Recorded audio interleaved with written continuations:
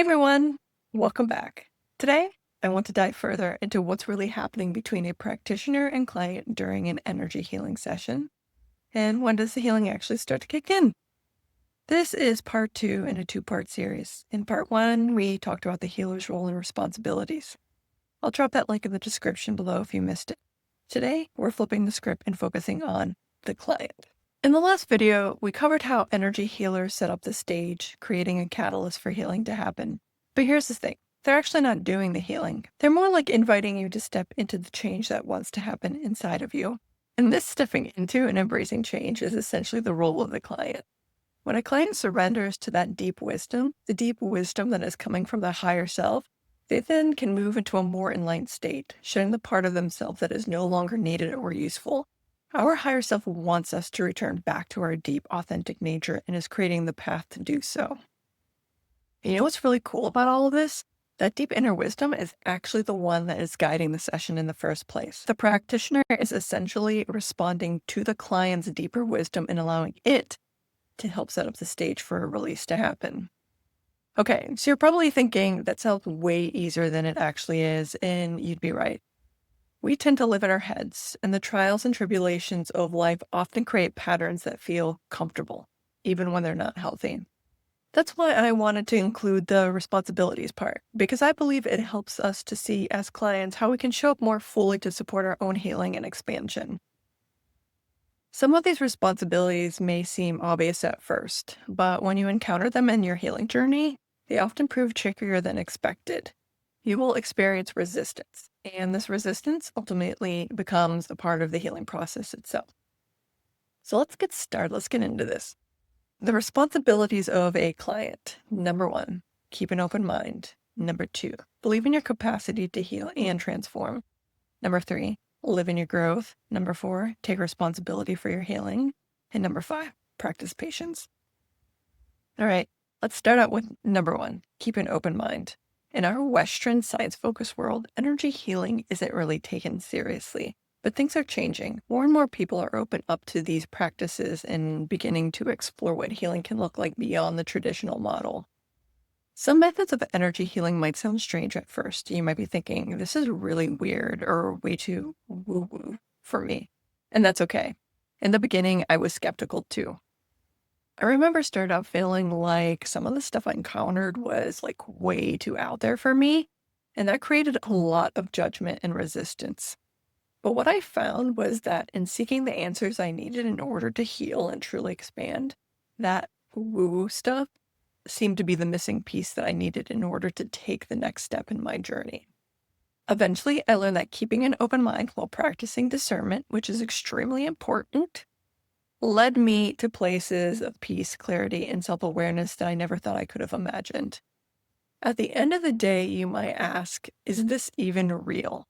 And honestly, my response is, does it matter?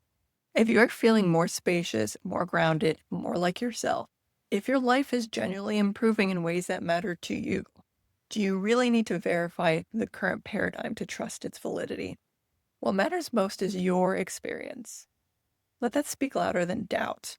If you are feeling doubtful or having judgment around your path, you could potentially be blocking the mechanism that sets you up for the healing experience you're looking for. Number two, believe in your capacity to heal and transform. This one's huge. You have to trust that you can heal, that you can change, that you deserve and are worthy of that change. You need to be open to the possibility that you are more than what you see in the mirror. If you can't open your heart to that possibility, well, that's just another way that you're blocking yourself from moving forward in your life.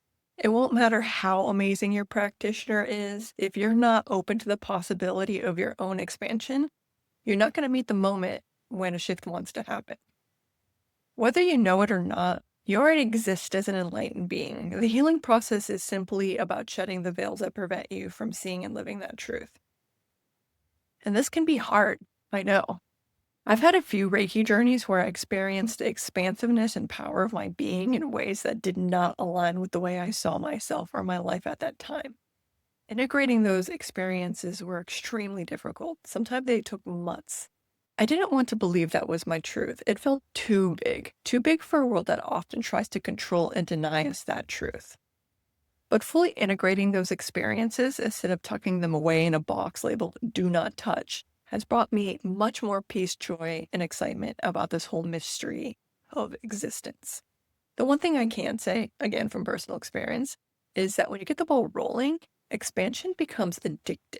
The more you expand and feel better, the more your outer world starts matching your inner world. That's when you become curious, like, what else is possible? What else can I change? What can I achieve? And then life actually starts getting fun. See, everyone has the capacity to change your life if they make the effort to do so and if they're open to the possibilities. Number three, live in your growth. After you have a big breakthrough, give yourself permission to actually enjoy it. Let yourself expand into the new version of the person you are becoming. We can get so caught up in what still needs to be fixed, the pain, the trauma, the patterns, that we forget to pause and actually be the transformed person we're becoming. Always focusing on what's broken is like focusing on what you don't have. And that's not exactly a fun headspace, right? Plus, it's the opposite of why you're even doing this work in the first place. Healing isn't jumping from one trauma to the next until you're finally done and then you get to enjoy life. You have to embrace and step into the person that you are becoming at every step.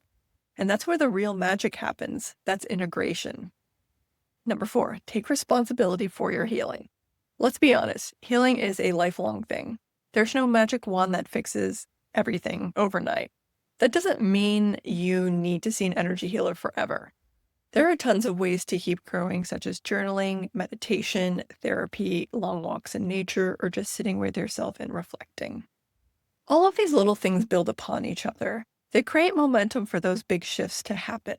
When you make energy healing sessions part of that big picture, they become increasingly more powerful because you've already done much of the groundwork.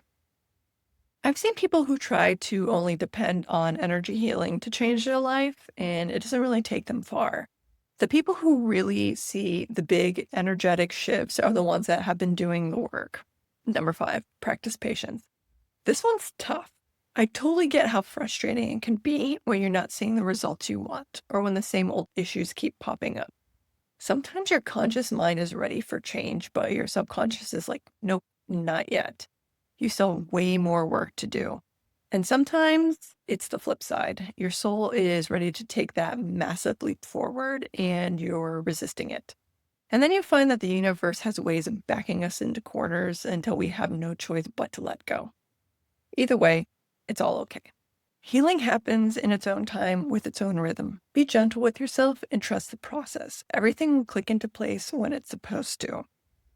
So that wraps up part two. As you can see, an energy healing session is this really beautiful collaboration.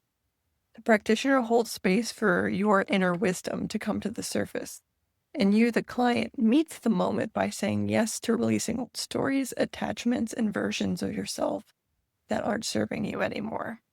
It's important to understand that you are not a passive recipient in your healing journey, that you're actually the main character and the one with all of the power. So if this resonated with you, let me know in the comments. If you liked the video and want to learn more about energy healing, make sure to like, subscribe, and hit that notification bell. Remember to tune in, listen deeply, shift completely, and bloom. Thanks for being here, and I'll see you in the next video.